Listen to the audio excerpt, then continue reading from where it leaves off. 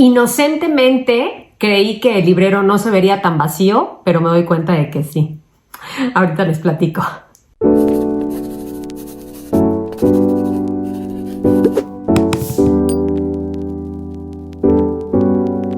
Hola libreros, ¿cómo están? Bienvenidos una vez más al canal.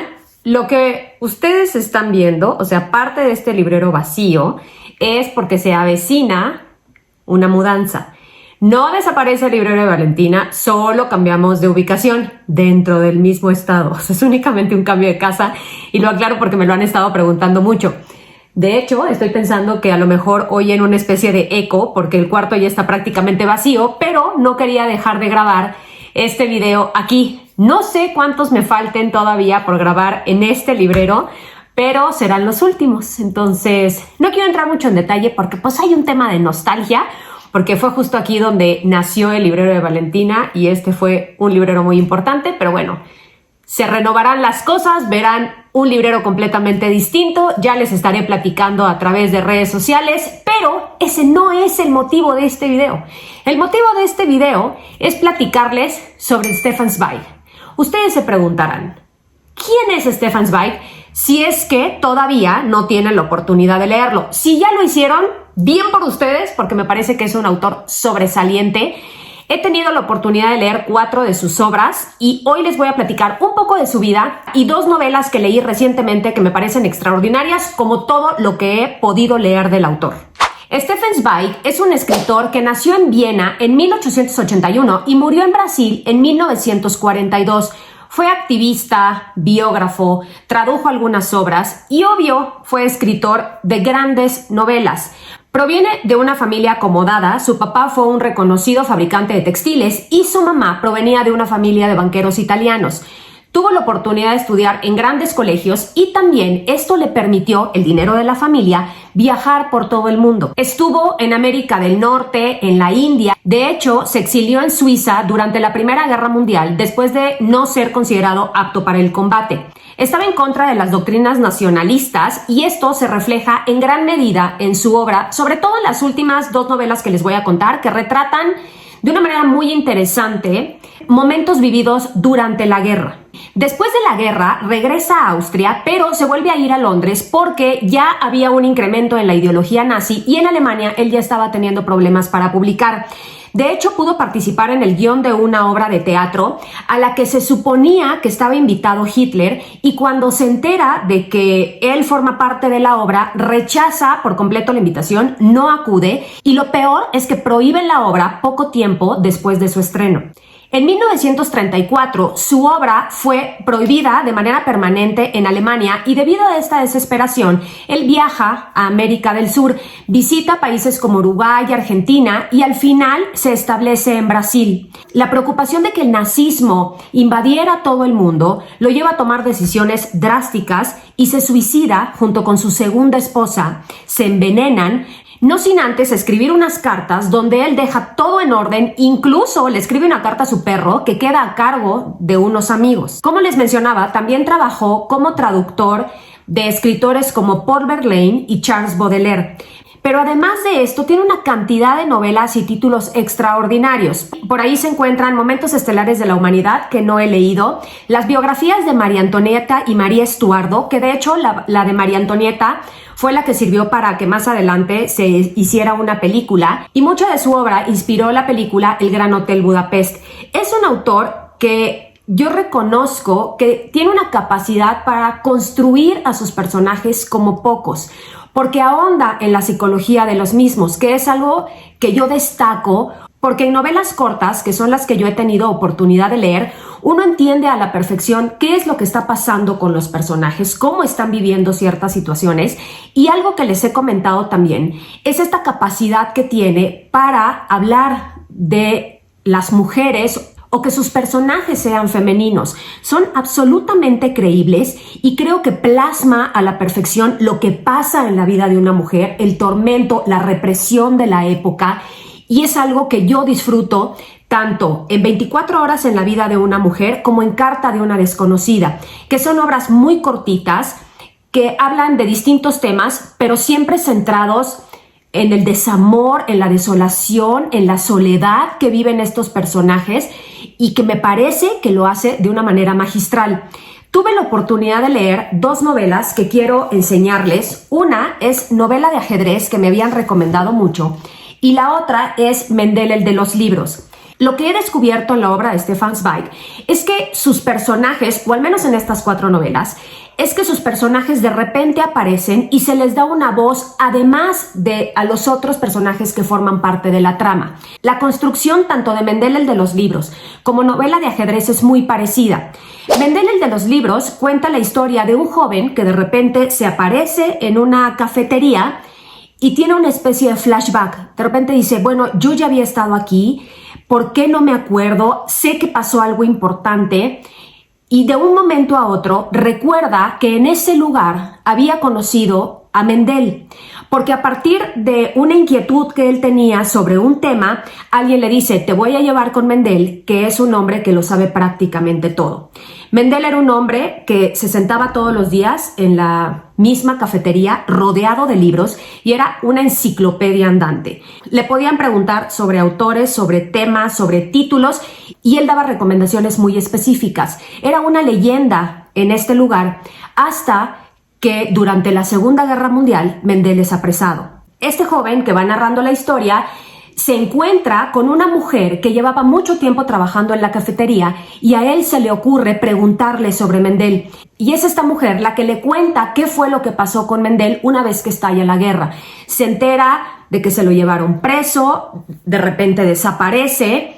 Es una historia que, sin tocar a profundidad el tema de la Segunda Guerra Mundial, deja clarísimo la situación por la que estaban pasando los judíos, porque no habla de manera precisa del sufrimiento que vivían los seres humanos en los campos de concentración, pero al hacer referencia a todo lo que pasa Mendel, uno va recreando gran parte de la historia.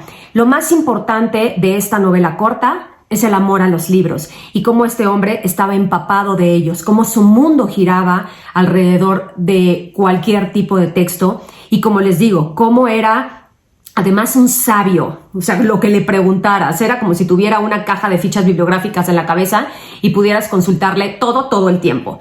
Es una novela preciosa que para todos los amantes de los libros creo que es indispensable.